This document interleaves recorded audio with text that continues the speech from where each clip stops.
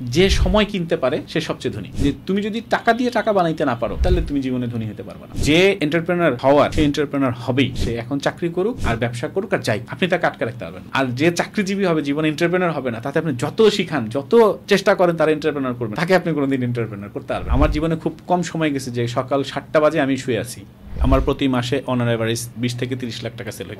20 লাখ টাকা সেল করার পরেও এই ব্যবসাটা না করে অ্যামাজনে যাওয়ার কারণ কি? ধরেন যারা মাত্র বিজনেস করতেছে, স্টার্ট আপ বা মোটামুটি একটা শেপে আসছে, ওদের ক্লায়েন্ট আসতে পারে হঠাৎ করে, এই যে একটা ডিসিশন, এইটা আপনি কিভাবে নেন বা কিভাবে চিন্তা করেন? আসসালামু আলাইকুম দর্শক, আশা করি সবাই ভালো আছেন। আমি লুৎফর রহমান রকিব। আজকের যে এপিসোড আপনারা দেখছেন আমার পিছনে, আড্ডা উইথ রকিব, আমরা এই এপিসোডগুলোতে বেশিরভাগ চেষ্টা করি একদম অথেন্টিক মানুষ যারা আসলে অনেক স্ট্রাগল করেছে বা অ্যাকচুয়াল তাদের এক্সপিরিয়েন্সগুলোকে, সেটা হতে পারে বিজনেস, হতে পারে আইটি বা তার কেরিয়ার, এই সব কিছু জিনিসপত্রগুলো আপনাদের সামনে তুলে ধরার। আজকে আমাদের সামনে আছেন এমন একজন মানুষ যিনি 21 বছর বয়সে ওনার কেরিয়ারের যে দায়িত্ব বা যে প্রতিষ্ঠানিক দায়িত্ব, সেটি উনি ফরচুনেট বা আনফরচুনেট ওনার ঘাড়ে পৌঁছায় এবং সেটিকে উনি আজ পর্যন্ত বা একটা লং টাইম এগোনোর পর ধাপে ধাপে অনেক চ্যালেঞ্জ ফেস করেও উনি কিন্তু আজকে উনি সাকসেসফুল একজন মানুষ। আমরা ওনাকে নিয়ে আসার একটাই কারণ যে আপনারা যেন, যারা এই মুহূর্তে ইয়ং বা 21 বছরের ছেলেমেয়েরা আছেন, তারা যেন অন্ততপক্ষে বুঝতে পারেন যে একজন 21 বছরের একটা ছেলে কি পরিমাণের প্রেশার নিয়েও তার সাকসেস নিয়ে এসেছে। সেই জিনিসগুলো আজকে আমরা লাইভ শুনবো। আজকে আমাদের সাথে আছেন সোহাগ গ্রুপ অফ কোম্পানিজের মালিক এমডি সোহাগ সাহেব। ভাইয়া কেমন আছেন? Thank you. জি ভালো আছি, অনেক ভালো আছি আলহামদুলিল্লাহ। আসলে অনেক আপনি ইনফরমেশন পুরোটাই সঠিক মোটামুটি। আমার কর্মজীবন কিন্তু শুরু আসলে তারও আগ থেকে, স্টুডেন্টের পাশাপাশি। 21 বছর জীবনে আসলে যেটা হয়, মানে যেটা হয়েছিল আমার জীবনে, মানে বিবাহর যে কাজটা, সেটা 21 বছর জীবনে হয়ে গেছিল, কিন্তু লাইফটা শুরু হয়েছিল কর্মজীবন আরও আগে, স্টুডেন্ট লাইফের পাশাপাশি। যাই হোক, আড্ডা উইথ রকিব, আজকে মনে হচ্ছে আড্ডাটা অনেক ভালো জমবে। আপনি বলতে পারেন জীবনের গল্পটা হয়তো বা আমার কাছ থেকে বের করতে চাচ্ছেন, যেটা আসলে হ্যাঁ আপনার দর্শকদের হয়তো অনেক কাজে লাগতে পারে, নাও লাগতে পারে, বাট মনে হয় সবাই তো গল্প শুনতে চায়, বলতেও ভালো লাগে, অবশ্যই সবাই গল্প করতে চায় না, আড্ডাটা জমে উঠবে। সবচেয়ে বড় কথা হলো, দেখেন এই সময়ে আমার পডকাস্টগুলোর সেশনই উদ্দেশ্যই হচ্ছে যারা ইয়ং, যারা বিজনেস করতে চায়, যারা নিজেকে স্বাবলম্বী করতে চায়, চাকরির ব্যারিয়ারকে ভাঙতে চায়। আপনি আমার জানা মতো কখনো চাকরি করেন নাই, করার সুযোগ হয় নাই, কিন্তু তারপরে আপনি একজন সাকসেসফুল বিজনেসম্যান এবং আপনি আমার জানা মতো আপনার সন্তানদেরকেও সেভাবেই গাইড করেন, যেন আপনি যেভাবে গাইড হয়েছেন আপনার পরিবার থেকে। আজকে আমরা আমাদের দর্শকদের কাছে এটাই তুলে ধরবো যে কি হয়েছিল ওই সময়, যে 21 বছর বা এর আগেও আপনার এত বড় একটা বিজনেস চাপ আপনার নিতে হয়েছে এবং কিভাবে আপনি সেটা ফেস করেছেন আপনার জীবনে। Thank you. আসলে আপনি তো প্রশ্নটা খুব ছোট বাট লম্বা একটা হিস্ট্রি। আশা করি হয়তো এক এপিসোডে আপনি শেষ করতে পারবেন কিনা আমি জানি না, বা আমিও বলতে পারবো কিনা আমি জানি না। প্রথমত আসলে আমার একটা পারিবারিক গল্প বলতে হবে, পারিবারিক যে আসলে যেটা বাস্তবতা সেটা বলতে হয়। আমার বাবা, আমি এক সন্তান, অর্থাৎ আমি একাই, আমার কোনো ভাই ছিল না, আমার 3 বোন, ঠিক আছে। সো আব্বা রিটায়ার্ড করে, আব্বা আর্মি অফিসার, আর্মিতে ছিলেন, উনি অনারি ক্যাপ্টেন হিসেবে রিটায়ার্ড করেন সিন্স 1992-তে। সো আব্বার অনেক লাস্ট এজের ছেলে আমি, আমার পরে আমার একটা ছোটো বোন আছে। সো যার কারণে আর এই ধরনের ফ্যামিলিতে, অর্থাৎ নন কমিশন অফিসার যারা হয়, এই ধরনের ফ্যামিলিতে যে স্ট্রাগলগুলো আছে সেই স্ট্রাগলগুলো তো ছিলই। যদিও আমার বাবা ব্যবসায়ী ছিলেন না, উনি আর্মি ছিলেন, আর্মি রিটায়ার্ড করছেন, করার পরে উনি ব্যবসায় যুক্ত হন, বিভিন্ন ধরনের ব্যবসায় যুক্ত হন। এর মধ্যে একটা বিজনেস হয় যেটা আমাদের Sohag logistics and security services limited. এটা থেকে আমার ব্যবসার হাতে খড়ি শুরু, অর্থাৎ বাবা ভালোবেসে বলেন, বুঝে বলেন, না বুঝে বলেন, যেহেতু এক ছেলে ছিলাম, উনি বিজনেসের নামকরণ করেন হচ্ছে Sohag logistics and security services limited. যেহেতু উনি আর্মি রিটায়ার্ড ছিলেন, উনি এই বিজনেসটা বুঝতেন, বা উনি যাদের সাথে বিজনেস শুরু করেছিলেন এই নামটা দিয়ে উনি বিজনেস শুরু করেন। এটা আরও অনেক হিস্ট্রি আছে এই কোম্পানির শুরুর আগে। সো অ্যাট দিস মোমেন্ট আমি ক্লাস 7-এ পড়ি, তখন আমার বয়স 21 না। একটু আটকাই, দর্শকরা অনেকের প্রশ্ন থাকবে যে ওই সময়ে আপনার যে প্রতিষ্ঠানটা ছিল বা আপনি আপনার বাবার কাছ থেকে যে প্রতিষ্ঠানটা পেয়েছেন, আপনি সংখ্যা বলা দরকার নাই, প্রতিষ্ঠানের যদি একটু ইনফরমেশন দেন কি পরিসরে ছিল তখন। আসলে সবগুলাই আসবো, সবগুলাই আসবো, আমি চেষ্টা করব দেওয়ার জন্য। আসলে কিভাবে হয় ওই কোম্পানি নিয়ে অন্য একদিন কথা বলবো, অনেক বড়, ওইটার একটা আসার বড় একটা হিস্ট্রি। কোম্পানি প্রথমেই সোহাগ লজিস্টিক্স ছিল না, ওইটার জন্ম কথা একদিন নিয়ে কথা বলবো না। সো ক্লাস 7-এ আমি যখন পড়ি তখন আমি আসতে বাধ্য এই কারণে, বিকজ উনি চেয়েছেন যে যেহেতু উনি ওনার বয়স তখন ছিল নিয়ার অ্যাবাউট 55 বা 60-এর কাছাকাছি, সে হয়তো তার ভিশন ছিল যে আমি ছেলেটাকে কিছু দিয়ে যাই বা কিছু শিখায় যাই, এরকম কিছু। উনি ভিশনারি লোক ছিলেন, অনেক অনেক অনেক অনেক এরকমের উনি দিয়ে গেছেন, নট অনলি মি। সো যখন আমি ক্লাস 7-এ পড়ি তখন অ্যাজ এ ডিরেক্টর হই, মানে আমার বয়স তখন 18 হয় নাই, লিগেলি হয় নাই। এখন যেরকম মেমোরেন্ডাম আপনার ডিজিটালি হয়েছে, আইডি কার্ড হয়েছে, অনেক কিছু হয়েছে, 95 সালের দিকে আসলে এরকম কিছু ছিল না, যার কারণে সেটা অনবোর্ড করতে পারছে। তো আমি চাই বা না চাই আমার পড়াশোনার পাশাপাশি আমাকে এই বিজনেসগুলো দেখতে হইতো, ফুল পেজ না, বাবাই পুরাটা চালাইতো, বাট আমাকে দেখতে হইতো কীভাবে রিক্রুটমেন্ট হয়, অপারেশন হয়, মার্কেটিং হয়, রিক্রুটিং হয়। সেও যে ব্যবসাটা চালাইছে সে কিন্তু ডিজিটাল পদ্ধতিতে বা তখন কম্পিউটারাইজ সেভাবে হয় নাই, মার্কেটিং ডিজাইন অনেক কিছুই হয় নাই। So in the mean time আমি পড়াশোনা চালাই যাই, আমি Savar cantonment public school and কলেজের স্টুডেন্ট। সো এই ব্যবসাটা আব্বা যখন করতে থাকে আমি পাশাপাশি করতে থাকি। আমি যখন ক্লাস 9-10-এ উঠি ওই ব্যবসাটার পাশাপাশি আমি পয়সা চেনা শুরু করি বা টাকা চেনা শুরু করি। 9-10 থেকে আপনি মোটামুটি আমি নিজের থেকে এটা তো ক্লাস 7-এ আমি, বাবা এখানে ইনক্লুডেড, এর পাশাপাশি আমি কিছু বিজনেস করি। বিজনেস বলতে যেরকম আপনার মোমের কারখানা, আগরবাতির কারখানা, তো কারেন্টের একটা বিদ্যুতের অনেক এখনো আছে মোমের সেই বিজনেসটা ওইটা আমি করি। এটা প্রায় আমি ঢাকা জেলা, মানিকগঞ্জ জেলা পর্যন্ত ব্যক্তি করি। শুনতে মনে হইলো ছোট মনে হলো, তখনকার জন্য এটা অনেক কিছু আমার জন্য একজন স্টুডেন্ট হিসেবে অনেক কিছু বেশ ভালোই। তখন কিন্তু এরকম ফেসবুক পেজে বা ফেসবুকে ছিল না। এই একটু যদি মানে আমি বলি যে এই মোমের কারখানার পেছনে কি কোনো কারো ইন্সপিরেশন ছিল নাকি আপনার ফ্যামিলি থেকে বিজনেস দেখে আপনার কাছে মনে হয়েছে যে বিজনেস করা যায়? ছোটবেলা থেকে যখনই ওইখান থেকে আসছে তখন থেকে মনে হইতো কি আমি দেখতাম যে ব্যবসা আসলে ইনকাম করা যায় বেশি, জবে না। বা বাবারও একটা ইন্সপিরেশন ছিল কখনোই যেন জবের না ঢুকে আমি ব্যবসায় যাই। একসময় ছিল আমি আর্মি অফিসার হবো, এরকম একটা স্বপ্ন ছিল। আমি দেখলে কিন্তু আমি এখন আর্মি অফিসারের গেটআপটাই মনে হয়। হ্যাঁ, আমি বাংলাদেশ ন্যাশনাল ক্যাডেট করেছিলাম, আমার যখন Savar can't public school and কলেজে ছিলাম, আমি ক্যাডেট অফিসে ছিলাম। আমি স্কুল এবং কলেজকে একসময় নেতৃত্ব দিয়েছি। সো আমার সাথের অনেক ব্রাদার আছে বা যারা আমার ফ্রেন্ডস আছে অনেকে আর্মি অফিসার, আর সিনিয়র অনেকে আছেন, 1 ব্যাচ 2 ব্যাচ যারা সিনিয়র আছেন অনেকে আর্মি অফিসার। আমাদের হাতে যারা ক্যাডেট ছিলেন ওনারা অনেকে আছেন আর্মি অফিসার। সো ওই জন্য ফ্যামিলি ব্যাকগ্রাউন্ড বলেন, আমার প্রশিক্ষণ বলেন এবং আমার ব্যবসাটা সিকিউরিটি রিলেটেড হওয়ার কারণে অনেক কিছু ওইখান থেকে আমার শেখা। সো ওই বিজনেসটা যখন হয়, আব্বা অসুস্থ ছিলেন, আব্বা হার্টের পেশেন্ট ছিলেন, আব্বা অনার ক্যাপ্টেন আব্দুল রাজ্জাক, নাম আমি বলে দিচ্ছি। সো উনি মারা যান হচ্ছে আমার বয়স যখন 21-এর কিছু আগে। উনি মারা যান 2004 সালে, অর্থাৎ আমার এসএসসি শেষ হয় 2000 সালে। আমি এই এইচএসসি কমপ্লিট করি 2002-3-এর দিকে। এরপর আমি গ্র্যাজুয়েশন শুরু করি। আব্বা যখন মারা যায় তখন আমি সকালবেলায় অফিসে বসি, টোটালি আমার হাতে দায়িত্ব এসে পড়ে। আমি একজন managing director Sohag logistics and security services limited. At that moment আমার এমপ্লয়ের সংখ্যা ছিল 150 থেকে 1500-এর মতো। টার্নওভার ছিল 5 থেকে 7 লাখ টাকার মতো আসা যায়। সো অনেক কিছু আমি বুঝিও না তখন। আবার যা কিছু বুঝি, মানে যা কিছু আমি জানতাম, যখন ব্যবসা শুরু করি তখন আমি বোঝা শুরু করলাম আসলে হয়তো অনেক কিছু আমি জানি, আবার অনেক কিছু আমি জানি না। সো যখনই আব্বা মারা যায়, যেহেতু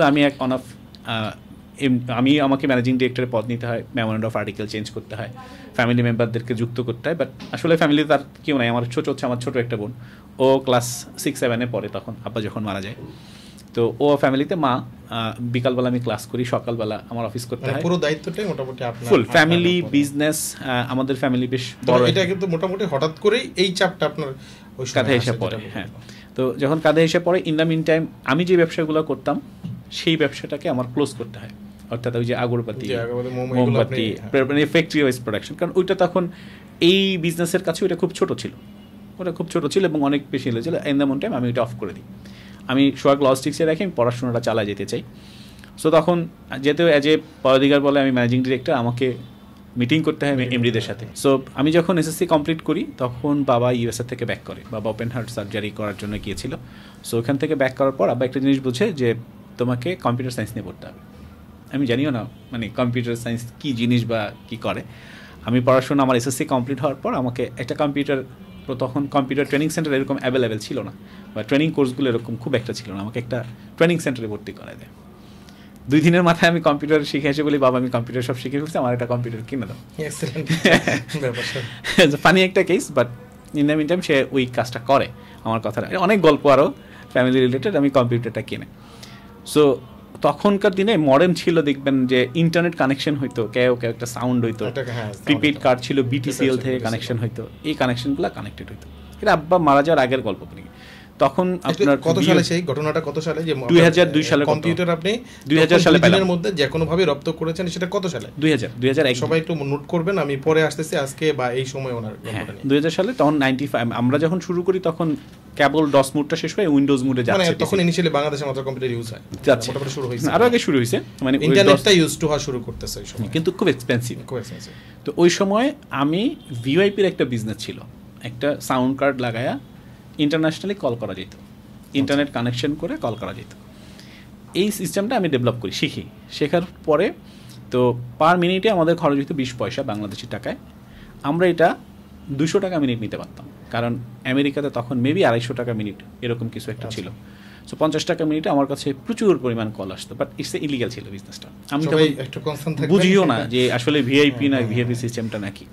তো এই বিজনেসে মোটামুটি ভালো টাকা ইনকাম করতে পারি। আমার ছোটো চাচা ইউএসএতে থাকে, ওনার সাথে কানেক্ট করা খুব টাফ ছিল। একটা ওয়েব ক্যাম কিনে আমি 8,000 টাকা দিই, মানে অনেক টাকা, মানে এইটা এরকম অনেক বিষয়গুলো ছিল যেই বিজনেসগুলো আমি করতাম আর কি। ইনকামগুলো আমার কাছে থাকতো, পড়াশোনা করতেছি, স্কুল করতেছি। আমি যখন ইন্টার ফার্স্ট ইয়ারে উঠলাম, আমি অনার্স ফার্স্ট ইয়ারে উঠলাম, তখন আব্বা হার্ট অ্যাটাক ছিল, আব্বা মারা গেল। তো 2004 সালে এই ফুল ফ্যামিলি, ফুল বিজনেস, আমার প্রায় 150 এমপ্লয়ি আমার ঘাড়ে চলে আসলো ওভারনাইট। আগের দিন ধরেন আমার পকেট খরচ ছিল 150 থেকে 200 টাকা, পরের দিন মানে পরের মাসে আমার খরচ গিয়ে দাঁড়াইলো লাখ টাকার উপরে। ওইখানে একটু বলেন আমাকে, ওইখানে ফিলিংসটা তখন আপনার? প্রথম ফিলিংসটা ছিল এরকম, আসলে দেখেন আমি যেদিন আব্বা মারা যায়, আব্বা মারা যাওয়ার পরের দিন আমাকে স্পষ্ট আমার মনে আছে এমপ্লয়ীদের স্যালারি ডেট ছিল। আর আপনারা জানেন সিকিউরিটি গার্ড আসলে এরা যেই জায়গা থেকে আসে তাদের এই বেতন নিয়ে ঘর ভাড়া দিতে হয়, তাদের খাবারের টাকা ম্যানেজ করতে হয়। সো আমার কোনো উপায় ছিল না বসে। ফ্যামিলি সবাই আসলে মন খারাপ, সবাই কান্নাকাটি করতেছে। বা বি প্র্যাকটিক্যাল এতটুকু, যেহেতু ব্যবসা বাণিজ্য করতাম বা আগে থেকে একটু জানা ছিল যে দায়িত্বগুলো আমাকে নিতে হবে। এবং মারা যাওয়ার সাথে সাথে তো ব্যাংকের কিছু ডকুমেন্টেশন থাকে যেগুলো চেঞ্জিংয়ের ব্যাপার আসে, এই ব্যাপারগুলো আসতো না। সো যেটা আমাকে খুব বেশি হেল্প করছে, যাদের সাথে ব্যবসা ছিল বাবার খুব রিলেশনশিপ ভালো ছিল, ব্যাংকগুলোর সাথে রিলেশনশিপ ভালো ছিল, বা যারা ক্লায়েন্ট ছিল সবাই মোটামুটি আমাকে সহানুভূতি জানাতে আসলো বা বললো হেল্প যাই করা যায়। আমি যেখানেই গেছি মোটামুটি আমি ঠিকই নেই, বা এই জিনিসটা কেমনে কী হয় জানতে আমার খুব বেশি সময় লাগে নাই।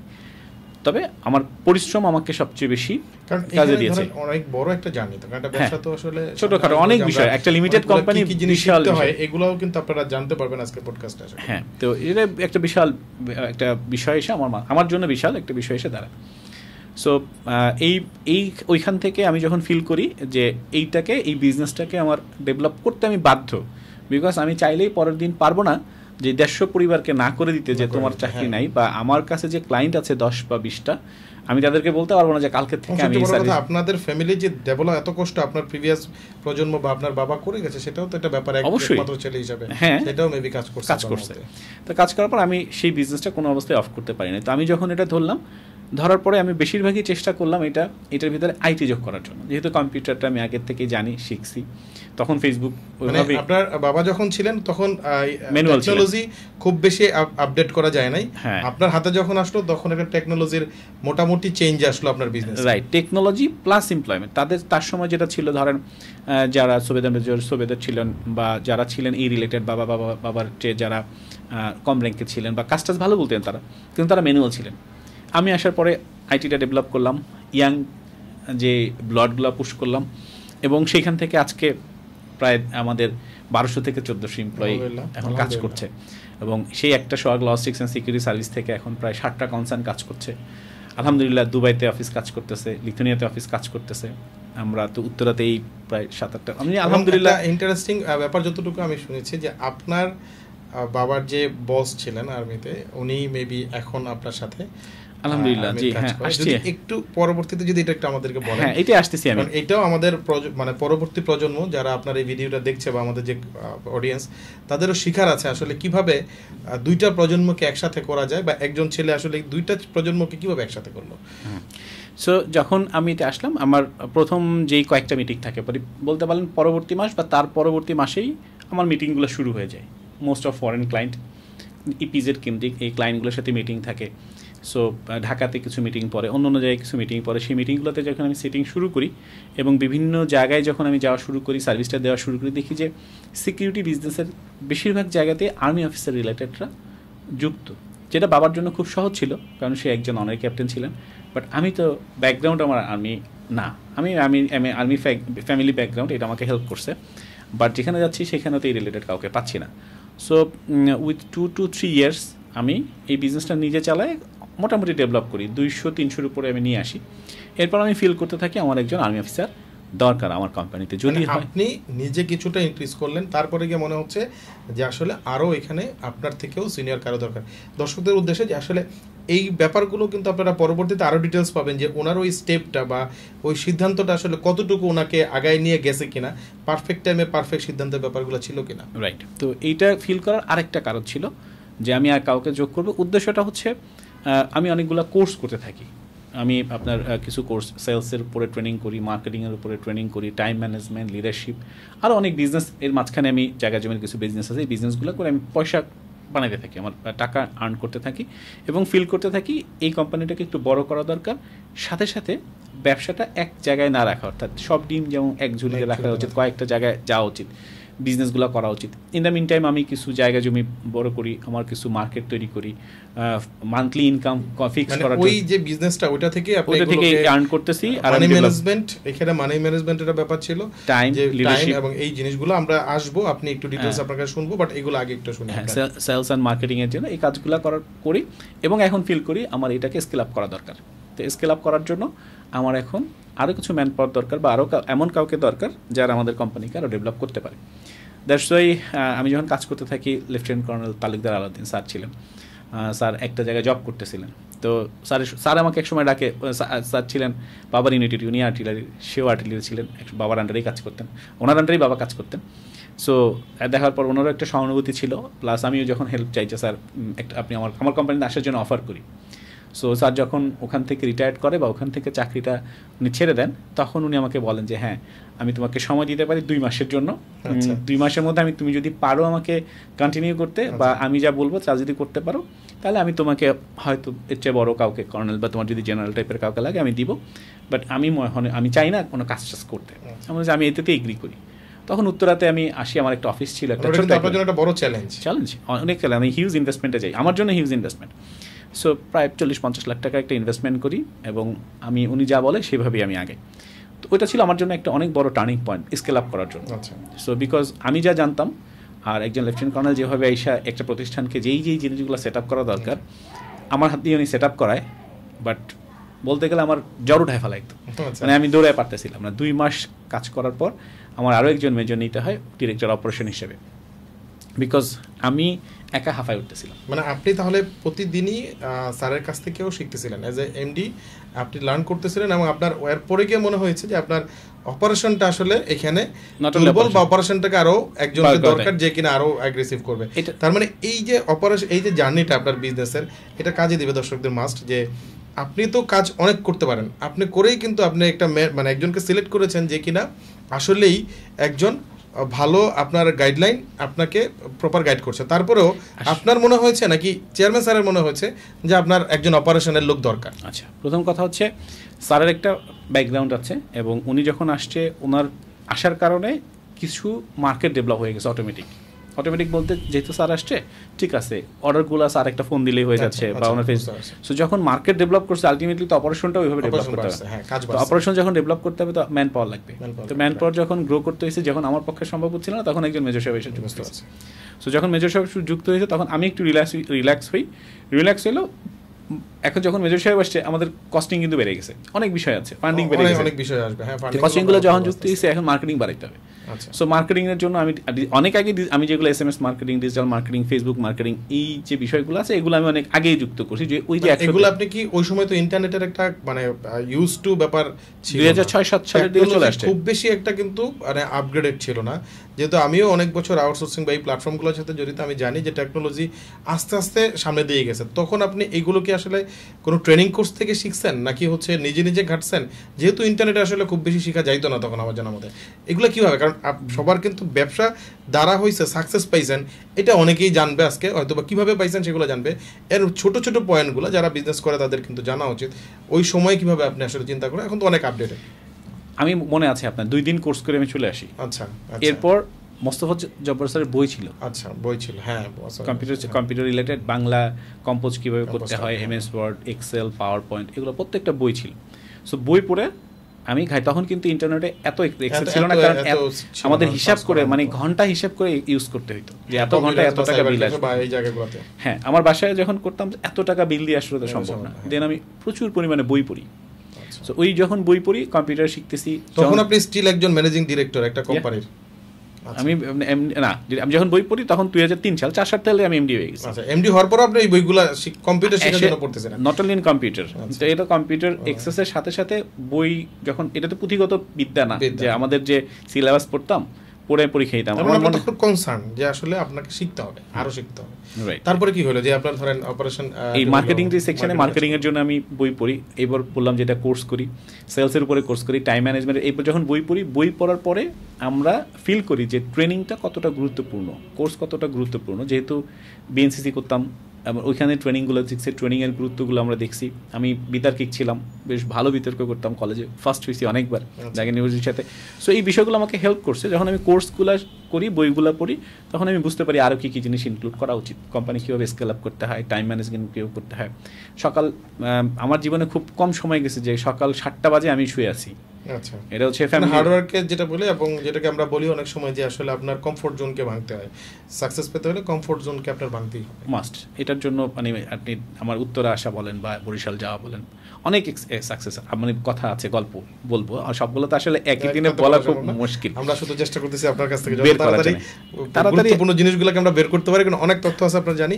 তারপরে কি হলো? তাইলে আসলে মানে দর্শকরা সিরিয়াল পাবে না। আপনি হয়তো অনেক কিছু জানেন যার জন্য বলতেছেন, তাহলে ওরা খেয়ে হারাই ফেলবে আর কি। যাই হোক, যখন আমি এই কোর্সগুলো আমি করি, এবং যখন আমার অপারেশনটা বাড়লো, তখন আলটিমেটলি আমার মার্কেটিং বাড়াতে হলো। মার্কেটিংয়ের জন্য SMS মার্কেটিং, ফেসবুক মার্কেটিং, আমাদের ইউটিউবে চ্যানেল দেখবেন, চ্যানেলে আমার অর্গ্যানিক যেই অর্গ্যানিকগুলো উঠানো, এই কাজগুলো করার জন্য আমার কাজগুলো করতে হয়, এবং কাজগুলো মাশাআল্লাহ আমার খুব ভালো কাজে দেয়। যেহেতু মেজর সাহেব চলে আসছেন, কর্নেল সাহেব চলে আসছেন, তাদের একটা ফেস বলে আছে, এই কোম্পানিটা একটা জায়গায় এসে গ্রো করে। একটা সময় আসার পরে দেন আমি ফিল করি আমার শুধুমাত্র একটা জায়গায় এখন আর বসে থাকা উচিত না, আমার বিজনেসগুলোর এক্সপ্যান্ড করা দরকার। আমি কোম্পানিটাকে টোটালি স্যারদের হাতে ছেড়ে দিই। একটা সময় 3 জন আর্মি অফিসার আমার এই কোম্পানিটাকে 40% টেক ওভার করে, 60% টেক ওভার করে, প্রায় 1,20 লাখ টাকা দিয়ে তারা এটাকে আমি একদম বলে দিলাম। এটা ডেটাগুলো দেওয়ার কারণ হচ্ছে যেন আপনারা বুঝতে পারেন যে অ্যাকচুয়ালি আসলে মানে ঘটনা কি থাকে। অনেকের আসলে পডকাস্ট হয়, অনেক কিছু হয়, সেখানে আমরা আসলে প্রপার ক্যালকুলেটিভ তথ্য পাই না। আমরা চেষ্টা করতেছি। তো এখানে আসি, থ্যাংক ইউ। সো এটা যখন আমি টেক ওভার দিই, তখন আমার রেভিনিউ জেনারেট হয় প্রায় 80 থেকে 90 লাখ টাকার মতো, যখন আমি সেল করি 60%। তো এইটা আমি চিন্তা করি, আমি যে অন্য এর মাঝখানে আমি যে শুধু এটা করতেছিলাম তা না, এর মাঝখানে আমার প্রায় 14 থেকে 15টা কান্ট্রি ভিজিট হয়ে যায়। আমি হজ করার তৌফিক দিয়েছে আল্লাহ। আমি ওমরা হজ করেছি, চায়নাতে ভিজিট করেছি 3-4 বার। আমি চায়নার প্রোডাক্ট নলেজগুলো নিয়েছি, চায়না থেকে প্রোডাক্টের এই বিজনেসের পাশাপাশি আমি আগে এস্টাবলিশ করেছি, যখন আমি বললাম যে অনলাইন কেন্দ্রিক না। এরপরে আমি সিঙ্গাপুর গেছি, থাইল্যান্ড গেছি, মালয়েশিয়াতে গেছি, দুবাইতে গেছি, দুবাইতে বিজনেস ওপেন করেছি। দুবাইতে আমি ম্যান পাওয়ার দেওয়ার জন্য, সিকিউরিটি সার্ভিসটা ওইখানে দেওয়ার জন্য কাজ করছি। সো এই অভিজ্ঞতাগুলো যখন ব্যবসার পাশাপাশি দাঁড়াইছে, তখন আমি ফিল করছি যে আমার সময় হয়েছে যে আরও কিছু এক্সপ্যান্ড করার। সো দ্যাটস ওয়াই আমি প্রথম ই কমার্স বিজনেস থেকেই শুরু করি। ঘটনাটা হলো যে আপনি ওই আপনার কোম্পানি চলতেছে, আপনি ব্যবসাকে বড় করা, তো আপনি এমডি হিসাবে তখনও ছিলেন, কিন্তু আরও কিভাবে উইংস ওপেন করা যায়, এই আমরা যেটা বলছিলাম যে প্রথম দিকে যে সোহাগ গ্রুপের মালিক, তো এই গ্রুপের কনসার্নগুলো আবার কীভাবে আসলো এখন ঘটনা এরকম। সোহাগ সিকিউরিটি থেকে যখন যখন আসলো আপনি আপনার প্রেশারটাকে একটু রিলিজ করলেন আপনার অন্য সিস্টেমের মধ্যে, এবং আপনি নতুন করে আবার প্রেশার নেওয়া শুরু করলেন, রাইট? আচ্ছা দেন আমি ই কমার্স বিজনেসটা রান করি। ই কমার্স বিজনেসে বেশ ভালো করি, এবং আমার কিছু প্রোডাক্ট বেশ ভালো সেল হয়। বাট একটা সময় বুঝলাম ইটস এ ট্রেডিং বিজনেসে আমাকে খুব বেশি মার্জিন দিবে না। তো এরপর আমাদের যেটা হয়, আমরা ই কমার্সে অ্যামাজন, ফেসবুক প্রোডাক্টটা আপনি চায়না থেকে বাংলাদেশে নিয়ে আসতেন একসময়, প্রথমবার প্রথম দিকে আপনি নিয়ে আসতেন, আপনি এনে মানে আমরা গতানুগতিক যে ই কমার্স প্ল্যাটফর্মগুলো বাংলাদেশে দেখি এইভাবে মার্কেটে এই প্রোডাক্টগুলো যে মানে আপনি ডেলিভারি করাতেন। এটা আমার প্রতি মাসে অন অ্যান এভারেজ 20 থেকে 30 লাখ টাকা সেল হইতো। আলহামদুলিল্লাহ ভালো ছিল। তো এই সেলটা একটা সময় আমি আইসা দেখলাম যে এইটার থেকেও বেটার সেল এবং বেটার প্রফিট হচ্ছিল অ্যামাজনে, ফেসবুক একটু যদি আমাকে বলেন যে এইটার কি এই যে যারা ই কমার্স করতেছে অনেকেই দেখবে আপনার এটা, বা অনেকে মানে হয়তো বা একটা ডিপ্রেশনে পড়ে যাবে যে আসলে 20 লাখ টাকা সেল করার পরেও এই ব্যবসাটা না করে অ্যামাজনে যাওয়ার কারণ কি? এটা কি আসলে আপনার আগে আপনি 80 লক্ষ বা 1 কোটি টাকা টার্ন অ্যারাউন্ড করা বিজনেস থেকে কনভার্ট হয়ে ই-কমার্সে বা মানে ওই ব্যালেন্সটা হ্যান্ডেল করে এই 20 লাখ টাকা কি আপনার কাছে ছোট মনে হয়েছে নাকি আসলে আপনার অন্য কোনো কিছু মনে হয়েছে? ওকে, এটা যখন এই 20 লাখ 30 লাখ টাকা কিন্তু আমি প্যান্ডেমিকের আগে বলতেছিলাম। আচ্ছা 17-18 দিকে তখন কিন্তু আমি অলরেডি 60% ছেড়ে দিয়েছি, আমি বিজনেস এক্সপ্যান্ড করতে চাচ্ছি। বুঝতে পারছি। সো আমার ই কমার্স বিজনেসটা এস্টাবলিশমেন্ট করা, তখন কিন্তু এই কুরিয়ার সার্ভিসগুলো এত এস্টাবলিশমেন্ট পর্যায়ে ছিল না। আপনার যে এখন মোবাইল ব্যাংকিং বা ইন্টারনেট ব্যাংকিং অনেক কিছু ছিল না আমি যখন করি। ইন দ্য মিন টাইম আমি যখন এখন তো ইন্টারনেট, যখন এই সময়ের কথা বলতেছি তখন কিন্তু ইন্টারনেট অনেক স্মুথ, অনেক ইনফরমেশন পাওয়া যাচ্ছে। ড্রপ শিপিং চলতেছিল। সো আপনার ড্রপ শিপিং আমার স্পষ্ট মনে আছে, এমনও মাস গেছে 1 থেকে 2 কোটি টাকা আমার আসছে, এমনও মাস গেছে। এর জন্য রাজশাহীতে আমরা একটা টিম বসাই, দীপু নামে একটা ছেলে আছে, খুব ভালো। আপনার সিকিউরিটি কোম্পানি থেকে আপনার টার্নিংটা হলো ই কমার্সে, অ্যাড করলেন আপনি, এই ইন্ডাস্ট্রিতে গেলেন, ই কমার্স ইন্ডাস্ট্রিতে। এরপর সরাসরি ই কমার্স ইন্ডাস্ট্রি লোকাল ছেড়ে সরাসরি গেলেন হচ্ছে ইন্টারন্যাশনাল মার্কেটে। ফাইন, জানি এটা। সো ওখানে আমরা ইউএসএ তে কোম্পানি করি, লন্ডনে কোম্পানি করি। ওই কোম্পানি করার পাশাপাশি ওখান থেকেই দীপু আমাকে ইনসিস্ট করে যে ভাইয়া, দীপু ভাই যদি কেউ থাকেন শুনেন, আশা করি ইনসিস্ট করে যে ভাইয়া ইটস বেটার আপনি যদি এটা করছেন, এটার পাশাপাশি এমন একটা এজেন্সি ক্রিয়েট করেন যে এজেন্সিগুলো আপনাকে খুব ভালো এবং লং টার্ম বিজনেস দিবে। তখন এআইটিআই আসছে মার্কেটে, খুব বেশি ইম্প্যাক্ট পড়েনি। That's why first clipping path, আমার ইমেজ এডিটিং ইন্ডাস্ট্রিটা আপনার সাথে যেটা যুক্ত হয় এটা করি। এইটা করার পর আমাকে স্ট্রাগল করতে হয়, বিকজ এখানে প্রায় আমার সবচেয়ে বড় ইনভেস্টমেন্ট জীবনের, ক্যাশ টাকা ইনভেস্টমেন্ট। এত টাকা আমি ইনভেস্টমেন্ট করে কোনো সার্ভিস ওরিয়েন্টেড বিজনেস করি নাই। প্রায় 60-70 লাখ টাকার মতো আমার একটা ইনভেস্টমেন্ট চলে আসে। এত টাকা দিয়ে আমি ইনভেস্টমেন্ট করি নাই কখন। যে যতগুলো আপনার এই জার্নিতে যতগুলো জার্নি আমরা শেয়ার করলাম, এত বড় একটা ইনভেস্টমেন্ট আপনার কখনো এক জায়গায় আপনার হাতে করতে হয় নাই, কিন্তু রিটার্ন অনেক বেশি ছিল। তো ইনভেস্টমেন্ট করার পরে মাশাআল্লাহ এটা বছর খানিক লাগে আমার একটা শেপে আসতে, মানে এই ডাউন অ্যান্ড আপ।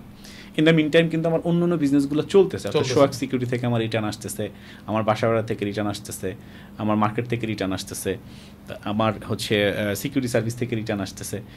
এরপর হচ্ছে ক্লিপিং পাথ দিলাম, ফার্স্টের দিকে আমার রিটার্ন আসে নাই। যখন দেখলাম এই বিজনেসটা যেহেতু রান করছি, এটাকে ছাড়া যাবে না। একটা সময় মনে হয়েছিল মনে হয় এটা হবে না, বাট আলহামদুলিল্লাহ এটা দাঁড়ায় গেছে, ভালো ভালো বড় বড় কিছু ক্লায়েন্ট পেয়ে গেছি। এটা যেন ড্রপ না হয়, এই বিজনেসের সাথে কনসালটেন্সি বিজনেসটা আমি অ্যাড করে দিই। যে আমার স্টুডেন্ট পাঠানো, বাইরে বিজনেস সেট আপ করা, ম্যান পাওয়ার সেট আপ করা, এটা যখন আমি ফার্স্ট ক্লিপিং পাথের সাথে আমি অ্যাডজাস্ট করে দিই, তখন কি হয়, এই বিজনেসটার যে ব্যাকআপ মানিটা দরকার হয়, এই বিজনেস এটাকে দাঁড় করে ফেলে। তো ইন দ্য মিন টাইম আমার ছেলে মেয়ে বড় হওয়া শুরু করছে। সাইবার ও লেভেল, মানে আমার বড় মেয়ের ও লেভেল শেষ হয়ে যায়, এ লেভেল শেষ হচ্ছিল, ছেলেটাও বড় হয়ে গেছিল। আমার ওয়াইফ বাসায় একা যাতে লোনলি ফিল না করে, বা সত্যি কথা বলতে আমি যেন ডিস্টার্ব ফিল না করি, দ্যাটস ওয়াই আমি আমার সাথে নিয়ে আসি যে নো প্রবলেম, দিলেও সমস্যা নেই, এটা অনেকেরই একই অবস্থা। সো আমি চিন্তা করি যে আমাকে যদি একটু উনি সাপোর্ট দেয় তাহলে বেটার হয়। উনি কিন্তু বিজনেস ফ্যামিলির না, আমার শ্বশুর ছিলেন ডিসি ফুড কন্ট্রোলার। সো এখানে আমার সাথে আসার পর অনেকটা বিজনেস মাইন্ডেড হয়ে যায়। উনি আসার পর উনি দেখে যে তুমিও বিজনেস করছো, তো আমাকে একটা বিজনেস দাও। উনি আসার পর ওনাকেও আর একটা কোম্পানি করে দিছি। আচ্ছা, সেটা কি বলা যাবে না? হ্যাঁ অবশ্যই, আরে আমাদের সার্ভিস দিব limited, like patient care. Patient care যেটা আছে, পেশেন্ট কেয়ার দিয়ে হচ্ছে পেশেন্ট কেয়ারটা দায়িত্ব নাই, পেশেন্ট কেয়ারটা শুরু করে। আলটিমেটলি দায়িত্বটা আমারই বেশি বেড়ে যায়। সো এই বিজনেসটাও বেশ ভালো করছে। এটা লোকাল বিজনেস একেবারে, মানে এটা বলতে পারেন লোকাল।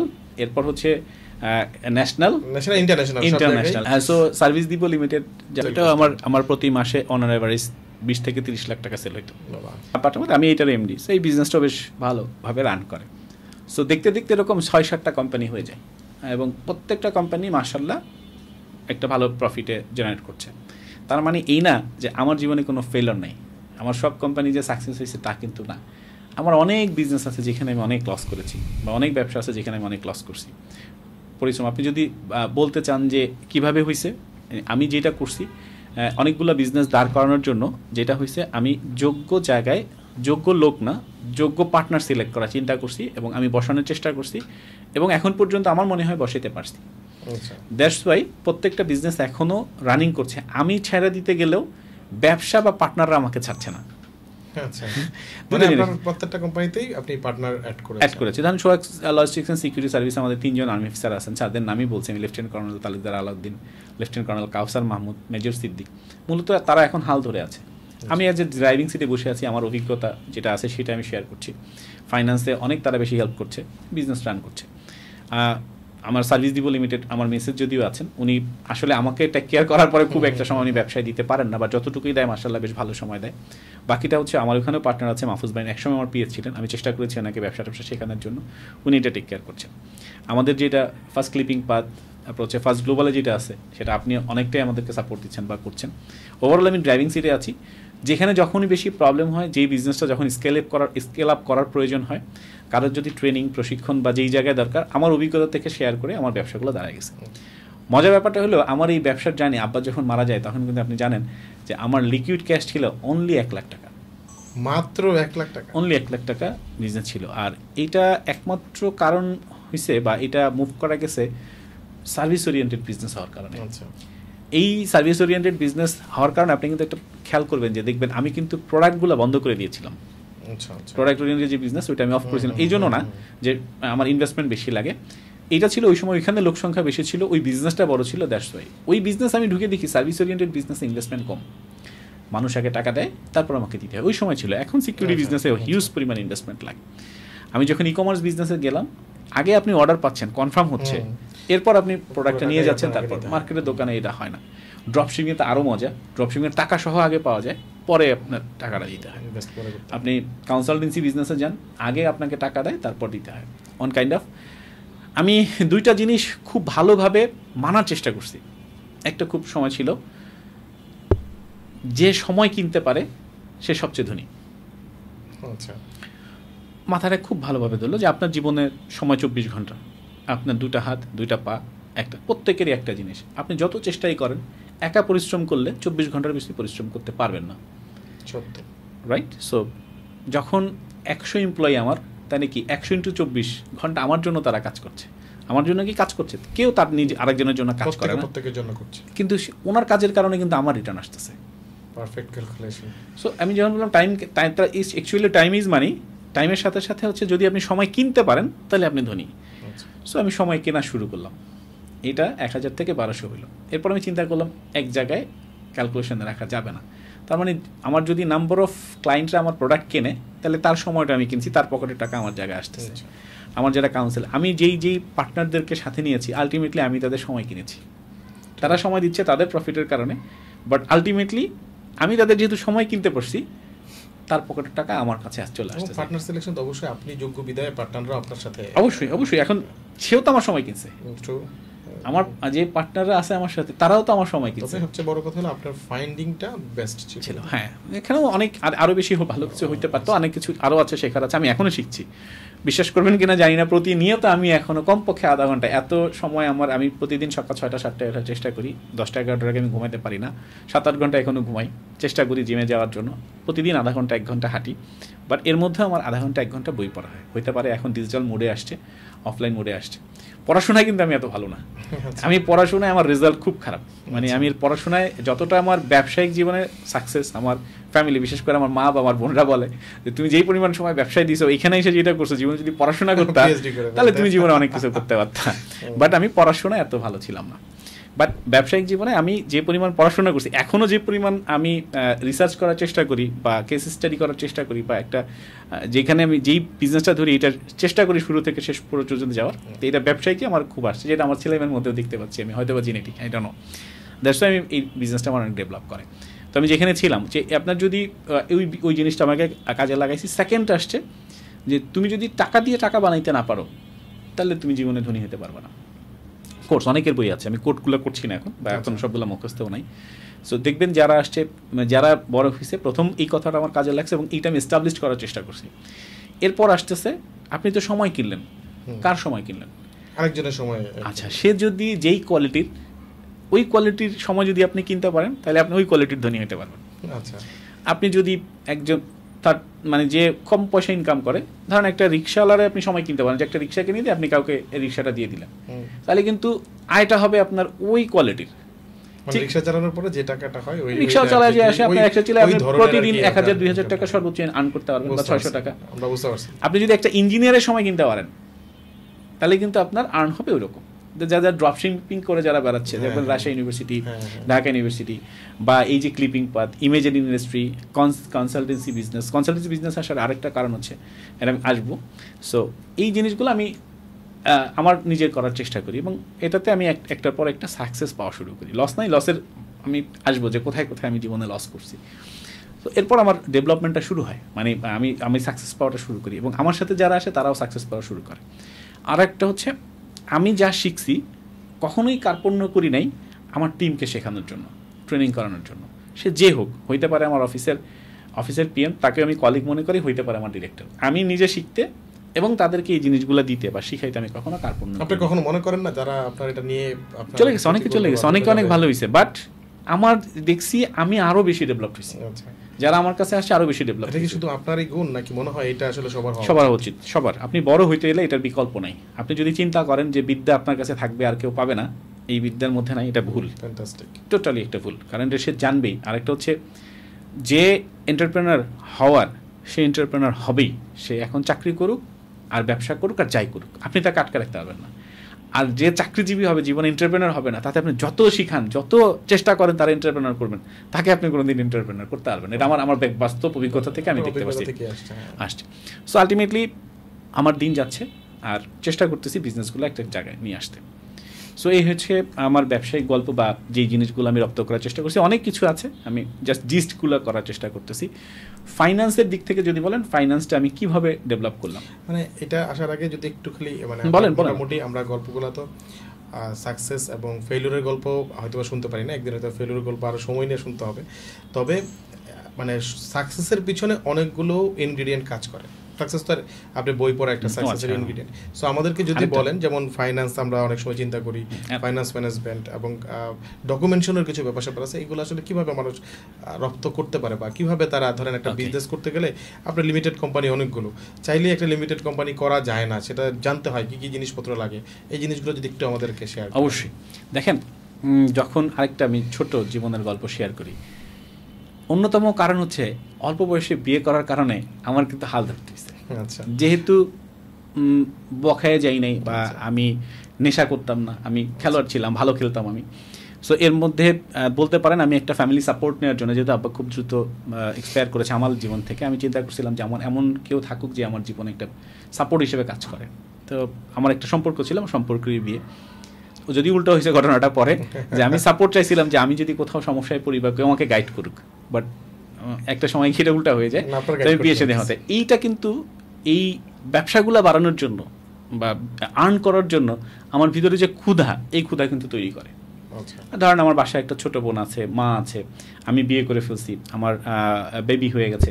সো এই সব সাপোর্ট দেওয়ার জন্য আমার যে আর্নিং দরকার ছিল, এই আর্নিংগুলো কিন্তু যখন বাড়া শুরু করলো, তখন শিক্ষাটা কিন্তু এটার সাথে সাথে অটোমেটিক যুক্ত হওয়া শুরু করলো, যে কি করা যায়, কি করলে এই জিনিসটা হয়, কোথায় কোর্স করা যায়, কোথায় ট্রেনিং করা যায়, কোথায় বই পড়া যায়। তার মধ্যে একটা দায়বদ্ধতা আপনার ভিতরে ওই সময় কাজ করছে, এইটা একটা ক্ষুধা। সো এটা অনেকে আবার এটা নেগেটিভও হইতে পারতো। আমি অনেকেই দেখছি আমার ফ্রেন্ড সার্কেল এরকম দু একজন যারা করছে, যাদের নেগেটিভ গেছে তাদের অবস্থা খুব বাজে। এটা কিন্তু কোনো গাইড না যে ভাই তুমি আগে বিয়ে করো তাহলে তুমি জীবনে সাকসেস হয়ে যেতে পারো না। সো এটা কিন্তু আসলে গাইড না, বাট এইটা আমার জীবনের জন্য একটা পজিটিভ হয়েছে, তো অবশ্যই আল্লাহর কাছে হাজার শুকরিয়া। এটার সাথে সাথে আপনি যেটা জানতে চাইলেন, যখন দেখেন আমি একটা কোম্পানি যখন ফর্মেশন করেছি, আলটিমেটলি ব্যাঙ্ক অ্যাকাউন্ট ওপেন করতে গেলে ব্যাঙ্ক আমাকে বলছে তোমার এই ডকুমেন্টসগুলো দরকার, তোমার ট্রেড লাইসেন্স দরকার, তোমার বিন নাম্বার দরকার, তোমার ভ্যাট দরকার, তোমার ট্যাক্স দেওয়া দরকার, তোমার বৎসরিক তোমাকে রিনিউ করতে হবে। সো ব্যাঙ্কে গেলেই কিন্তু ওরা যখন ডকুমেন্ট চাচ্ছে, আপনি যখন ক্লায়েন্টের কাছে যাচ্ছি, ক্লায়েন্ট আমাকে বলতেছে যে তোমার ট্যাক্স কাগজ দাও, তোমার ভ্যাটের কাগজ দাও, তোমার ট্যাক্স রিটার্ন দাও, এই কাজগুলো তুমি দাও। আমি যখন বিদেশে যেতে গেলাম, তখন যখন আমি পাসপোর্ট করতে গেলাম, পাসপোর্ট করতে কী লাগে, এনআইডি কার্ড করতে কী লাগে, জন্ম নিবন্ধন, যেহেতু বাচ্চা হয়েছে জন্ম নিবন্ধন, মোটামুটি এই জিনিসগুলো মনে হয় জানা যায়। একদম একদম। আপনি যদি আপনি একটা আমাকে বলেন আজকে আমাদের অডিয়েন্সের জন্য, ধরেন একটা বিজনেস স্ট্রাগল তো আপনি ফেস করছেন অবশ্যই, 100%। একটা বিজনেস যখন একটা অনেকেই বিজনেস করতেছে, যে স্ট্রাগল মুভমেন্টগুলো আপনি, আমি জানি যে আপনার হুট করেই আপনি বলতেছিলেন একটু আগেও যেরকম 20 লাখ টাকা আপনার হুট করে আগামী 1 মাসের মধ্যে বা 15 দিন 10 দিনের মধ্যে আপনার লাগবে, কিন্তু ধরেন যারা মাত্র বিজনেস করতেছে, স্টার্ট আপ বা মোটামুটি একটা শেপে আসছে, ওদের ক্লায়েন্ট আসতে পারে হঠাৎ করে, এই যে একটা ডিসিশন, এইটা আপনি কিভাবে নেন বা কিভাবে চিন্তা করেন করা উচিত, ছোট কিভাবে করা উচিত? আমি কিন্তু দেখবেন 2016 সাল পর্যন্ত কিন্তু আমার বিজনেস একটা, আচ্ছা 2000 থেকে 2015-16 সাল পর্যন্ত 15 বছরে আমার পার্সোনাল গ্রোথগুলো আমি করার চেষ্টা করছি বা হয়েছে। তখন আমি চিন্তাও করি নাই, চেষ্টাও করি নাই যে আরেকটা বিজনেস আমি এস্টাবলিশ করবো, কিন্তু টাকা পাশাপাশি আর্নিং করছি, টাকা দিয়ে টাকা বানাইছি। আমাদের সাভারে দেখবেন জমির বিজনেস ছিল, জমি কিনতাম, জমি সেল করতাম, আমি বাসা ভাড়া করছি, দোকান আমি প্লেস করে শুট করে দিছি। এই যে টাকাগুলো আসতো, টাকা সেভিংস করা, ডিপিএস করা, ইন্স্যুরেন্স করা, এই যে টাকা দিয়ে টাকা বানানো, এই বিষয়গুলো আমার ভিতরে কাজ করতো। এরপর যখন বিজনেস এক্সপ্যান্ড করছি তখন আমার কাছে টাকা ছিল। সার্ভিস ওরিয়েন্টেড, আপনি যদি টাকা ছাড়া বিজনেস করতে চান বা কম টাকা দিয়ে বিজনেস করতে চান, তাহলে সার্ভিস ওরিয়েন্টেড বিজনেস। যদি টাকা কম থাকে, প্রোডাক্ট বা ট্রেডিং ওরিয়েন্টেড বিজনেসে যাওয়ার ঠিক না, ঠিক আছে? আচ্ছা, তো এটা করার পর যখন আমি সার্ভিস ওরিয়েন্টেড বিজনেসে গেছি তখন কিন্তু আমার বিল আসতো, ক্লায়েন্ট আমাকে টাকা দিত, আমার ব্যাংকে যাইতে হইতো। সো যেহেতু একটা ভালো অঙ্কের টাকা আমাদের আসা যাওয়া শুরু করছে ওই বয়সে, আমার কিন্তু ব্যাংক ম্যানেজারদের সাথে ব্যাংক রিলেশনশিপ বা ফ্রেন্ড সার্কেলরা যখন গ্র্যাজুয়েশন শেষ করে ব্যাংকে ঢোকে, আমার কিন্তু একটা বেস্ট বড় নেটওয়ার্ক হয়ে যায়, মানে এটা আমার অজান্তেই বলতে পারে। সো এই মুহূর্তে এই পর্যন্ত আমরা প্রায় 19,000 সিকিউরিটি গার্ড রিক্রুট করি। এই পর্যন্ত কমপক্ষে আমরা 7,000-এর বেশি 8,000 ক্লায়েন্টের সাথে আমাদের কন্ট্রাক্ট হয়। রানিং ক্লায়েন্ট যদিও 100, এই ক্লায়েন্ট কিন্তু আসছে গেছে। এই ক্লায়েন্টগুলোর সাথে ধরেন admin officer, accounts officer, HR manager, senior manager, all those things আপনার সারা সাভার বা ঢাকা শহরে বিভিন্ন জায়গায় ছড়াই ছিটাই আছে। তো আমি কোথাও না কোথাও গেলে এদেরকে আমি পাই। সো এই ব্যাংকে গেলে কোন ধরেন, আমি যখন ব্যাংকে গেলাম, যখন আমার এই কি হলো, প্রথম জীবনের লোনের জীবনটা হচ্ছে আমি যখন বাড়ি করতে যাই, লোন কি জিনিস আমি জানতাম না, বুঝতামও না।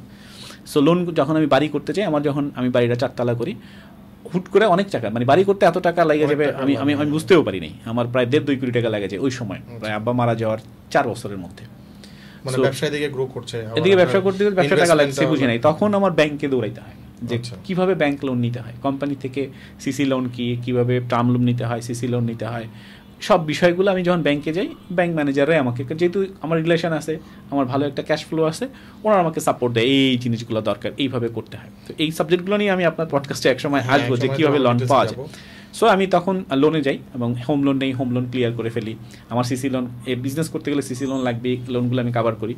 এরপর যখন আমার নতুন কোনো বিজনেস আসে, আমরা আগে ক্যালকুলেশন করি 3টা পার্টে। আমি ব্যক্তিগতভাবে আমার একটা ক্যালকুলেশন আছে, এটা সবার কাজে লাগতে পারে। সেটা হচ্ছে, প্রথম আমি যাই যে এই বিজনেসটা করতে অ্যাকচুয়ালি ইনভেস্টমেন্ট কত লাগবে। এটা কিন্তু এককালীন হয়, 1 মাস বা 2 মাস। আমি যদি একটা উদাহরণ দিই, ধরেন আমার একটা এই মুহূর্তে ক্লায়েন্ট অনবোর্ড হচ্ছে, এই ক্লায়েন্ট অনবোর্ডের 5 লাখ টাকা থেকে ডিমান্ড শুরু হয়েছে। মানে আমাদের একটা ধারণা ছিল যে আমরা 5টা বা 7টা পিসি নিয়ে শুরু করতে পারি। তো যেটা আপনার একটা ক্যালকুলেশন ছিল, তা আমি চিন্তা করতেছিলাম তাহলে 10টা না হলে হবে না, কিন্তু ক্লায়েন্ট ডিমান্ড করে বসলো 15টা, ঠিক আছে? সো 5 লাখ টাকার ইনভেস্টমেন্ট ঠেকলো গিয়ে 20 লাখ টাকা। 20 লাখ টাকা হঠাৎ করে, 20 লাখ হঠাৎ করে। ক্লায়েন্ট চাইছে, ক্লায়েন্ট চাইলে কি হবে, ক্লায়েন্টকে আমাকে সার্ভিস দিতে হবে, আদারওয়াইজ ক্লায়েন্টকে আমি অনবোর্ড করতে পারবো না বা ধরে রাখতে পারবো না। ক্লায়েন্ট যদি ফিল করে যে ইউ আর লুজ আর তুমি আমাকে সাপোর্ট দিতে পারবে না, তাহলে ক্লায়েন্ট কিন্তু প্রথম থেকে আপনাকে সেভাবে নজরে দেখবে। আর যদি দেখে যে আপনি ভালো দিতে পারতেছেন, সেখানে দেখবে। ওকে, আমি 20 লাখ টাকা প্রথম আমি পাইলাম যে within a month or week or 2 মান্থসের মধ্যে আমাকে 20 লাখ টাকা ইনভেস্টমেন্ট করতে হবে। ওকে, আমি 20 লাখ টাকা ধরলাম। আমি কিন্তু কোথাও এখনো টাকা পয়সা নেওয়ার চিন্তা করি না, যেটা আমি কোথা থেকে নিব। সো যার যত টাকাই থাকুক, লিকুইড মানি কিন্তু খুব বেশি একটা সবাই রাখে না, হয় সে অন্য বিজনেসে ইনভেস্টমেন্ট করে বা সঞ্চয়পত্র নেয় বা জমিতে করে, ট্যাক্স রিটার্ন দেওয়ার পর সবাই লিকুইড ক্যাশ খুব বেশি রাখে না ফান্ডিংয়ে।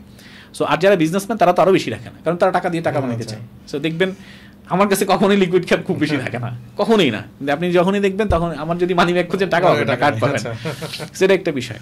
সো এরপর আমি আসি হাউ মাচ রিটার্ন, মানে আমি যে ইনভেস্টমেন্ট করবো এই ইনভেস্টমেন্টের রিটার্নটা কতটুকু।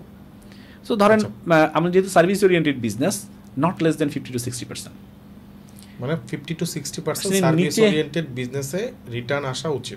যদি এর নিচে হয় তাহলে ওই বিজনেস করা উচিত না, বা আমি যাই নাই। আচ্ছা। সো অনেকেই দেখি যে 20% 15% ব্যবসা হলে খুব খুশি হয়, ভালো, এটা তার একটা এথিক্স হতে পারে। সো যেহেতু মার্জিন বেশি, সো আলহামদুলিল্লাহ বেশ ভালো। তাহলে আমি 2টা জিনিস পাইলাম, একটা হলো আমি কত টাকা বিনিয়োগ করব, কত টাকা আসবে। দেখেন বিনিয়োগ কিন্তু হয়ে যাবেই, হয়ে যাবে, হ্যাঁ, এটা তো, কিন্তু রিটার্ন আপনি যা হিসাব করবেন তা হবে না। এটা সবসময় দেখবেন কম। এটা একটা গুরুত্বপূর্ণ জিনিস, কারণ রিটার্ন যেহেতু হবে না, তাইলে আসলে আপনি ওইটারে কিভাবে আসতেছি। এই জন্য সবসময় আপনার রিটার্ন টার্গেট বেশি রাখবেন। ক্লায়েন্ট 15টা চাইছে, 15টাই দিবেন। ক্লায়েন্টের কাছ থেকে কিভাবে আরও 20টা অর্ডার নেওয়া যায়, হয়তো আপনি পাবেন না, 10টা দিবে, এই ক্লায়েন্ট দিবেন, আরও 2টা ক্লায়েন্ট হ্যান্ডিং করতে হবে। মার্কেটিংয়ে আপনার জন্য টার্গেট সেট করে ফেলা। আমি একটা টার্গেট সেট করে ফেলি যে ওনার কাছ থেকে 5 লাখ, আগে আসে 5 লাখ, আরও 5 লাখ আমাকে বাইর করার জন্য মার্কেটিংয়ে আরও 20% তুমি এখানে বিনিয়োগ করো। কারণ এই ক্লায়েন্ট আমার চলে যেতে পারে, এই ক্লায়েন্ট আমার ফল করতে পারে, এই ক্লায়েন্ট আমার না দিতে পারে, বাট বিনিয়োগ তো আমাকেই পেড করতে হবে। সো আপনার যখন 3টা ওয়ে থাকে, অর্থাৎ এক্সিস্টিং ক্লায়েন্ট, নিউ ক্লায়েন্ট, হান্টিং ক্লায়েন্ট, আমি মার্কেটিংয়ের আমি সার্ভিস ওরিয়েন্টেডে বলতেছি, আপনার রিটার্ন 3টা থেকে মিস হওয়ার কথা না। যদি হয় তখন এটাকে বলতে হবে রিস্ক অ্যান্ড লাক, যেটা ব্যবসায় এই জন্য হালাল করে দিয়েছে। ব্যবসা তো রিস্ক থাকেই, তারপর আপনি 3টে স্টেপে ভাগ করে সিদ্ধান্তগুলো নেই না, 3টা নেই। আমি রিটার্ন এখন হচ্ছে ইনভেস্টমেন্ট আমি 20 লাখ করবই, রিটার্ন ও যা দিচ্ছে প্রিভিয়াস এক্সচেঞ্জ দিকে, এটা আমার 50-60% কাভার করতে হবে, এবং নতুন ক্লায়েন্ট যেন অনবোর্ডে থাকবে। যারা আমার সাথে কাজ করেন আপনিও দেখবেন যে এই প্রেশারটা কিন্তু আপনারা পান যে ভাই এই পাগলামি করে কেন। এটার কারণ হচ্ছে এইটা, আমরা আগে শুনছি বিজনেসম্যান পাগল না হইলে আসলে বিজনেস কাজ হয় না। হ্যাঁ, সো আলটিমেটলি এইটা একটা কারণ। এবার আসেন, আপনি যদি কাউকে রিটার্ন প্রফিট করতে পারেন, আপনার যদি ফেস ভ্যালু ভালো থাকে, আপনার যদি বিজনেস লেনদেন ভালো থাকে, টাকা কখনো আপনাকে আটকায় না। বিশেষ করে এটা কখন হচ্ছে দেখেন, আমার যে বিজনেস আমার এই যখন 15 ইয়ার্স কাভার হয়েছে, আমার 1200 এমপ্লয়ি হয়েছে, 5-10টা ব্যাংকের সাথে আমার একটা ভালো সম্পর্ক তৈরি হয়েছে, আমার কিছু পার্টনার আছে, আমার কিছু শুভাকাঙ্ক্ষী আছে, সবচেয়ে শুভাকাঙ্ক্ষী তাও না, আমাদের ফ্যামিলি মেম্বার আছে। সো সব যখন আপনি যখন একটা ভালো রিটার্ন যদি কাউকে অফার করেন, লাইক 20%, 24%, বিজনেসে 20%, 6 মাসের জন্য, আপনার যদি হিস্ট্রি ভালো থাকে, আপনাকে কেউ টাকা দিবে না, এটার হিস্ট্রি খুব কম। সেকেন্ড হচ্ছে, এখন আসেন ইনভেস্টমেন্টে। ইনভেস্টমেন্ট কখনো আমি এক ঝুড়িতে রাখি না, ইনভেস্টমেন্টটাও না। ধরেন আমাকে যদি এক ব্যাংক আমাকে ইনশিওর করে, আমি কমপক্ষে আরও 3টা ব্যাংক ইনশিওর করে রাখি যে ভাই আমার হচ্ছে this is my business proposal, এই বিজনেস প্রপোজালে আমার এত টাকা লাগবে, এইটা আমার রিটার্ন, আমার এই ফান্ডিংটা দরকার, তুমি দিতে পারবা কিনা।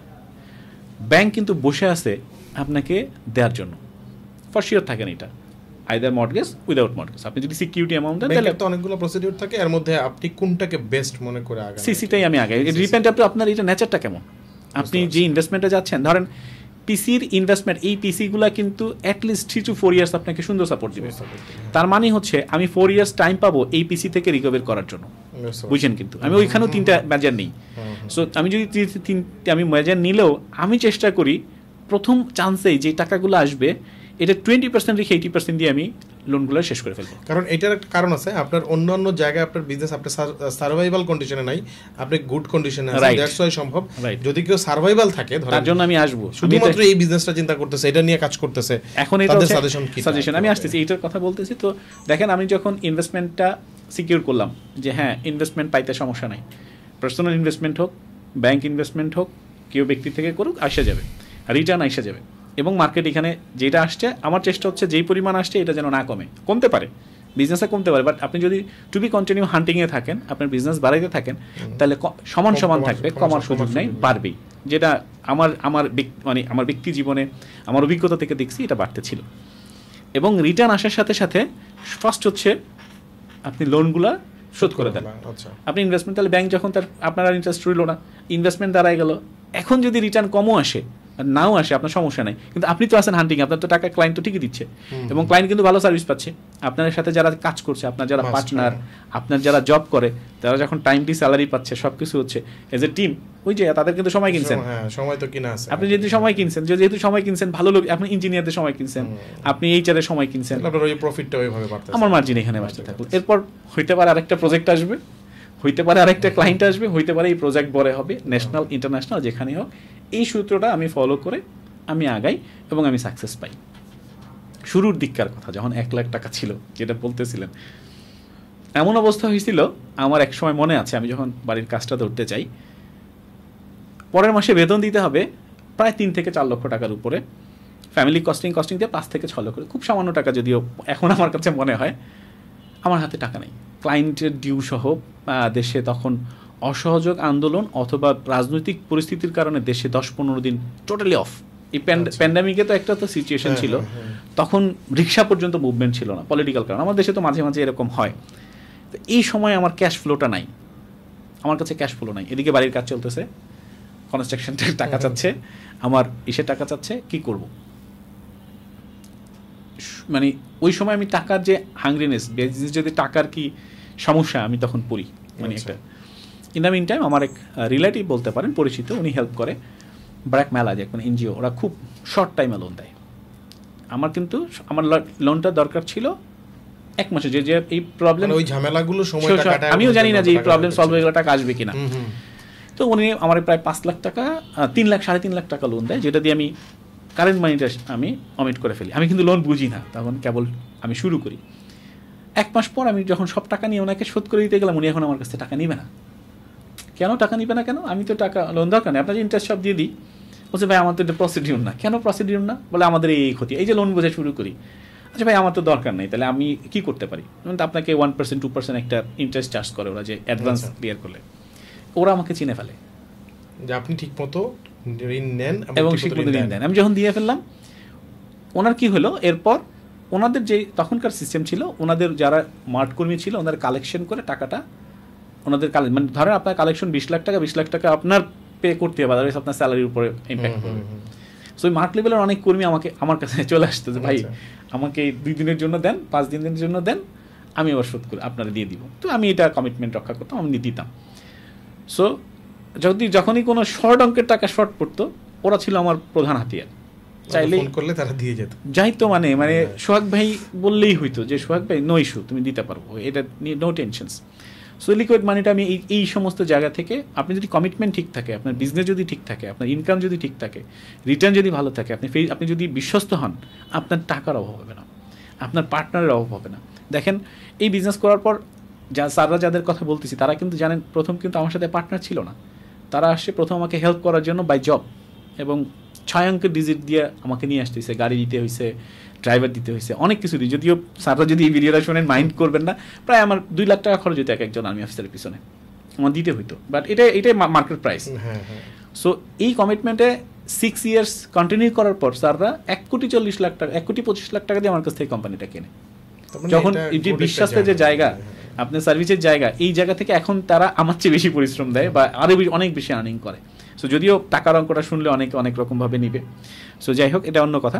সো এইটা হচ্ছে বিষয়। তো আপনার যদি এই সমস্ত জিনিসগুলো আপনি কমিটমেন্টের জায়গায় থাকেন, দেখবেন আপনি কোনোদিন আমারে যদি মানে খুব বেশি সমস্যা না থাকে, আমার অফিস টাইম 9টা, কোনোদিন আমি 9:05 আসার চেষ্টা করছি, ডিসিপ্লিন একদম। আপনি দেখবেন না 5টা বাজার আগ পর্যন্ত যদি খুব বেশি সমস্যা না হয় বা খুব না থাকলে আমি কখনো অফিস টাইম ক্লোজ করতেছি। ইভেন আমার যে পার্সোনাল রুটিন এবং ফ্যামিলি রুটিন বা ফ্যামিলিকে যেভাবে টাইম দেওয়া, এটা কখনোই আমি মেনটেন না করার চেষ্টা করছি। সো আমার কাছে মনে হয় এই সমস্ত বিষয়গুলো যদি সবাই রপ্ত করতে পারে, সবাই দেয়, অবশ্যই উচিত, এবং সাকসেস না পাওয়ার কোনো কারণ। এই যে এত বড় জার্নি শুনলাম, এত কিছু যে আমরা জানলাম, আশা করি যে যারা এই মুহূর্তে, বেসিক্যালি আমার উদ্দেশ্য ছিল যারা ইয়ং এন্টারপ্রেনারশিপ করতে চায়, আপনিও একজন ইয়ং লিডার এই ইয়াতে, তো এত কিছুর পিছনে যারা অনেকের পরিশ্রম থাকে, অনেক সময় অনেক ফাইন্ডিং করতে পারে না, ফাইন টিউনিংয়ের কারণে, আর গাইডলাইন বা আপনার যে গাইডলাইনগুলো ছিল বা কীভাবে গাইডলাইনও খুঁজতে হলে কিন্তু একটা মেধা দরকার হয়, সেগুলো আপনি যেভাবে আপনার লাইফে করছেন, আশা করি আমাদের অডিয়েন্স যারা আছে তারাও চেষ্টা করবে যে আপনার আমাদের এই পডকাস্ট থেকে যতটুকু নেওয়া যায়। তারপরেও আমি আমার পডকাস্টে যাদেরকে গেস্ট করার চেষ্টা করি, নিয়ে আসি, আমি চেষ্টা করি ওনাদের সাথে একটা কমিউনিকেশন বিল্ড আপ করার, এবং যদি এর মধ্যে কারো কখনো ব্যবসা করতে গিয়ে বা এই ফাইন্যান্সিয়াল বা কোনো সাজেশন দরকার হয়, আপনারা চাইলে কিন্তু সোহাগ ভাইয়ের সাথে আমি চেষ্টা করবো আপনাদের বসানোর ব্যবস্থা করতে, কথা বলা। উনি যথেষ্ট কোরিয়াল পারসন। তো আশা করি আপনারা শিখবেন, এর পরবর্তী পডকাস্টগুলোতে চোখ রাখবেন, এমন গেস্ট আনার চেষ্টা করব। আপনারা সাজেশন থাকলে কমেন্ট বক্সে দিবেন, আমাদের জন্য সবার জন্য দোয়া করবেন। ভাইয়া আপনাকে অসংখ্য ধন্যবাদ, আপনি এত সুন্দর একটা ইনফরমেটিভ একটা পডকাস্ট আমাকে ডেলিভারি করেন। লাস্ট একটা ডেলিভারি আমি দিতে চাই, এরপর শেষ করতে চাই। দেখেন, যুগের সাথে কিন্তু অনেক কিছু চেঞ্জ করতে হয়। আমার যুগটা কিন্তু শুরু হয় আমার বাবার আমলের, যেটা একটা পাই আমার নিজের, এখন কিন্তু জেনজি যুগ চলছে। সো যখন আপনি যদি জীবনের সাথে সাথে, কাজের সাথে সাথে, সমস্যার সাথে পরিবর্তন হইতে না পারেন এবং সংযুক্তি হইতে না পারেন, তাহলে আপনার জীবন প্লাস ব্যবসা কোনোটাকেই আপনি যুগের সাথে তাল মিলিয়ে চলতে পারবেন না। দেখেন, আপনি দেখবেন যে এখন জেনজিরা যা করছে বা এখন কাউন্সিল, আপনি দেখবেন আমাদের পডকাস্ট চলতেছে, আমাকে পডকাস্টে পাবেন, আমাকে আগের দিনের ভিডিওতে পাবেন, আপনি ডোর টু ডোর হাঁটার সময় যে মার্কেট করার পরে সেখানে আপনি পাবেন, সামনে কি হইতে পারে সেই জিনিসগুলোতে, এবং যাই কিছু আমি শিখি জানি বুঝি। ধরেন আমি একটা কোর্স করতেছি, উনি হয়তো ফিন্যান্সের কোর্স করান, আমি এই ফিন্যান্সের কোর্সটাকে চেষ্টা করি আমার পার্সোনাল লাইফ এবং এখন যে বিজনেসগুলো চলতেছে সেটাতে আমি কীভাবে ইম্প্যাক্ট ফেলতে পারি, এবং যদি কোনো বিজনেস আসে সেটাতে এইখানে আমি কীভাবে ইম্প্যাক্ট ফেলতে পারি।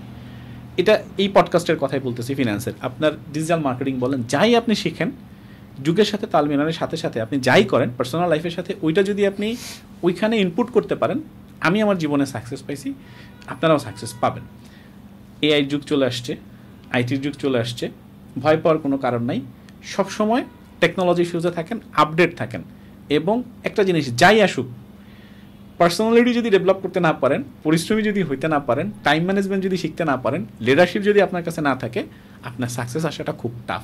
এটা আসলে আপনি করতে পারবেন। এটা আমার কোনো জ্ঞানের কথা আমি বলছি না, এটা আমার ব্যক্তিগত জীবনে আমি দেওয়ার চেষ্টা করছি এবং পাইছি, আমি সাকসেস হয়েছি। সো যারা যদি আমাকে কেউ ফলো করেন বা যারা আড্ডা উইথ রকিবে আসছেন বা থাকবেন, এটা ফলো করলে I think so you will be keen. এতটুকুই আমার কথা, মানে জাস্ট বলার ছিল। থ্যাংক ইউ ভেরি মাচ, ভালো থাকবেন সবাই। জি, আসসালামু আলাইকুম।